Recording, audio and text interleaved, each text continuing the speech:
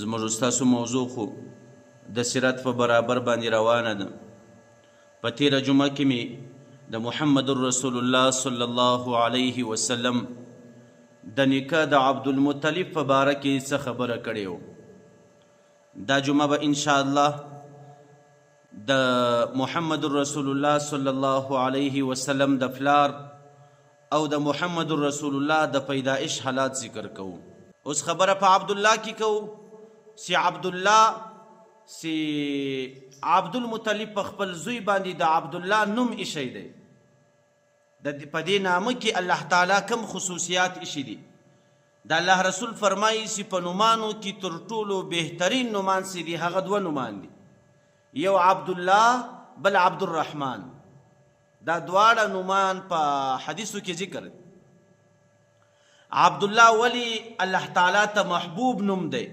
د هغه وجه دا ده چې د الله تعالی اسم اعظم چې دی، اسم اعظم د الله تعالی هغه د امام ابو حنیفه رحمه الله فنیز باندې هغه دا د الله توری دی.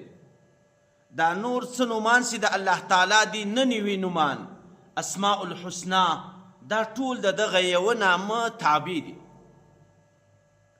او دویم نوم چې هغه په ټولو نومانو کې بهتره نوم دی، د الله تعالی تر نامه وروسته هغه د رحمان نوم ډېر بهتره دی.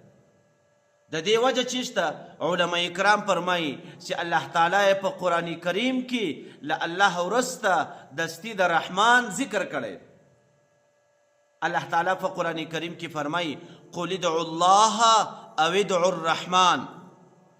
تاسو الله تعالی را بولئ چې د یو شي سوال کوئ، هغه په هغه سوال کې و الله تعالی ته فریاد کوئ د الله په نامه باندې، او ادعوا الرحمن، یا تاسو الله تعالی د رحمان په نامه باندې را بولئ.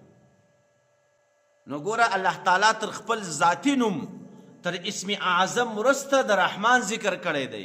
نو په حدیث مبارکو کې چې و دغو دوو نومانو ته بهترین د نومانو ویل سوي دي، هغه په دې خاطر باندې چې په یوه کې خو د عبد توری و اسم اعظم ته مضاف ته عبدالله د الله تعالی بنده، او په دویم کې بیا و اسم صفت ته چې رحمان توری دی، دا د الله تعالی یو صفت دی عبدالرحمن، و دې ته مضاف دی.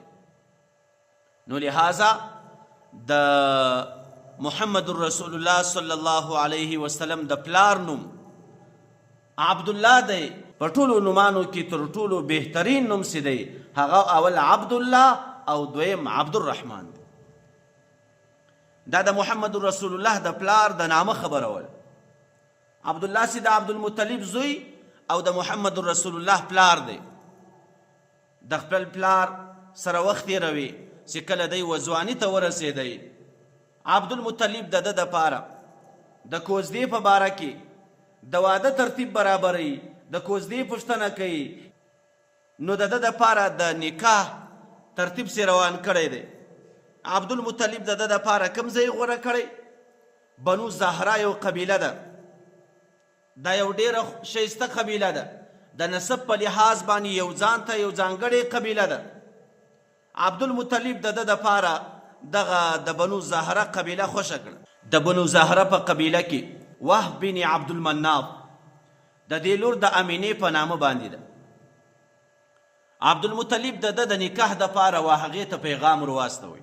هغې هغه پیغام قبول کو، او عبدالمطلب چې د ده کوم نیکه دی هغه د ځان دپاره هم د وهیب لور چې د حاله په نامه باندې وه، دا د حضرت امینې رضی الله عنها د تره لور وه.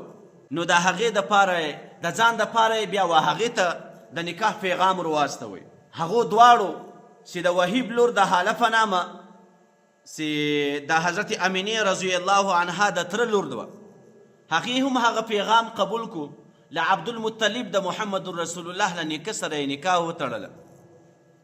او د زهرا قبیله چې کومه د وهب بن عبدالمناف چې کومه لور د بیبي امینې په نامه باندې ده، هغې هم هغه د نکاح پیغام قبول کو.